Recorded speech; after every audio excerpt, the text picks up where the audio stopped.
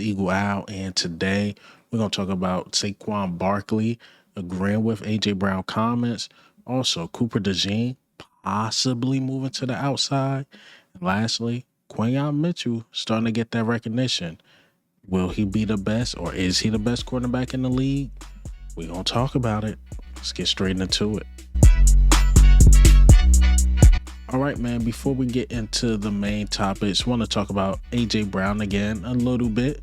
But him and Jeffrey Lurie chopped it up. Bit Dom, was the mediator. Shout out to Bit Dom. And they talked about how they can fix the offense and let you know Jeffrey Lurie know what's going on in the media with his team. And that's good that the owner stepped down, trying to figure it out. Like, okay, what is really going on with this offense? What need to be fixed to make this offense better? So, yeah, man, I like it. I like it. I like that they spoke. And they just let you know we got one of the best owners in the league, because our owner not going out to the media speaking about this. He went to A.J. Brown like, hey, what's up with your comments? And I guess they talked about it, so shout out to them.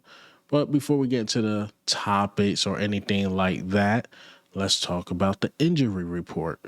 So it's just basically limited Cam Jurgens, but everybody else was pretty much healthy. I think the O-line is going to play, like the starting five is going to play. Well, is it five? Y'all know what I mean. I've been playing too much 2K.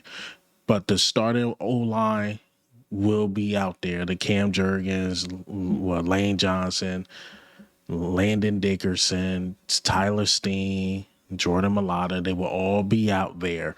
So that's good to see. And it's good to see that we're going into this game healthy, because Detroit, this can be the biggest game of the regular season. This can come down to that first or second seed. You knock off Detroit at home, I won't say guarantee, but you do your job and you got that tiebreaker, you close to guaranteeing, right? Because you got Washington twice, who season is basically over. You got the Raiders. So if you win this game, you 8 wins in. You got 3 wins you can say you can get. Cowboys, I don't know. They say they still competing. You can sweep the Cowboys too. So that give you like about 12 wins right there, especially if you knock off Detroit. Then you got Buffalo. I don't know who Buffalo is right now. Are they a good team? Are they a bad team? What I see is that when you shut down the run, if we could stop the run in Buffalo, you can beat Buffalo. So you got some really solid good wins if you can handle business. I know we got Chicago coming up too. Chicago could be a tough one. And that can actually come down to the number 1 seed too. The NFC North is doing their thing. Damn near all 4 teams can make the playoffs if that was possible. We got to handle business. We got to handle business, man. And it starts with this game. I can talk ahead because I'm just a fan. I'm not there out on the field or coaching the game. But when I look at it, I'm like, yeah, this is the important game, and you need all your guys. But I will say this too. If Cam Jurgens is, let's say he's 70%, I would still say sit him. I think Brett Toth is better than 70% Cam Jurgens. Now, if you get Cam Jurgens 85-90, yeah, you got to play him. You got to play him for sure. But let's get into the topics. Let's talk about Saquon Barkley. This is what I don't like when, A.J. Brown speak out, is because it get passed on to his teammates. Like Jalen had to answer the question. His coaches had to answer the question. And now Saquon is being asked the question, and he actually agreed with A.J. Brown comments. And let me play the clip. You guys have every day here, getting the offense better or being better to get to that top level? Yeah, I think that's a conversation no matter if we score 10 points or we score 40. That's just the nature of this business. You have to have the sense of urgency and the mindset to, put what you did the week before in the past and move on and try to improve. No matter, you're never going to play a perfect game. And we know that, the way we played on Monday, more times than not, if we play that game against a lot of teams, we're going to lose. But that's why you have to have complementary football, and the defense came out, played big for us. But we know we got to improve, and that's the mindset. So whether it's we score 10 or whether we score 40, AJ's not saying anything wrong. We're always looking for room to improve. Yeah, I like it. I like that he agreed. I mean, everybody can see it. A.J. Brown even said it, like, man, like, if you ain't blind, you see what's going on. The offense can be better. If it's the play calling, if it's, dude, some people think it's Jalen Hurts, but I seen A.J. Brown defend Jalen Hurts because he like, sometimes I'm just not the first read. So when you get them screenshots, this, that, and the third, pressure and the pace of the game, sometimes you're going to get missed. You're going to get missed for sure. But we got to get AJ involved. When AJ's involved, it just make your offense that better. You got to find a way. I get it. Teams clouding him. It's like the offense or the offensive play callers don't know what to do when teams get into that zone. You got to scheme them open. I keep saying move them around. I said some junk like, yo, if you got to put them in the backfield, let them run the Texas route. Go ahead and do that. Get them lined up against a running back. I'm just talking. I'm not a coach. I don't get paid to coach, but, these dudes get paid to do this. So scheme your guy open. If he's your number one guy, I think they're taking advantage of, A.J. Brown being clouded. That's how Devontae Smith is getting more involved. But honestly, A.J. Brown don't want to be a decoy. He don't want to just be that. He want to be involved in the game. And that's how most receivers think. So, yeah, man, you got to find a way to get AJ involved. You just have to. You got to find a way to actually get Saquon involved too, some way, somehow. Actually, I can't even say that. We still ran the ball 20-plus times. So hopefully, we figure this thing out. Halfway through the season or over halfway through the season, we enter in the third quarter of the season. And this thing is still like a problem. Gotta fix it. You gotta fix it. All right, so let's talk about our cornerbacks. And we're going to start with Cooper DeJean first because Vic Fangio, he spoke with the media, and the question came up again. When you move Cooper DeJean to the outside, remember during training camp, I really like him in the slot. So it sounded like not possible. Beginning of the season, maybe in the base coverage from time to time, we have him in the outside corner. And this is what Vic Fangio had to say today. The last press conference when the topic of Cooper on the outside came up, you mentioned there wasn't really another option inside. Does Michael Carter's acquisition change the equation? Possibly. Yep. Possibly. So it sounds like, the Jair Alexander thing didn't work out. I don't think Adoree Jackson's been bad. I mean, y'all in my comments still saying that. I'm like, look at the numbers and this, that. I don't think he's been bad, but I know you can get better production from a Cooper DeJean.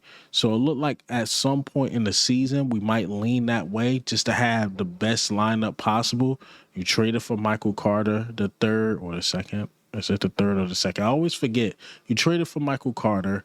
He can be that slot guy. We know what he was in the slot, like a year ago. So you can move him there. He's learning the system. And then you can have Cooper to the outside.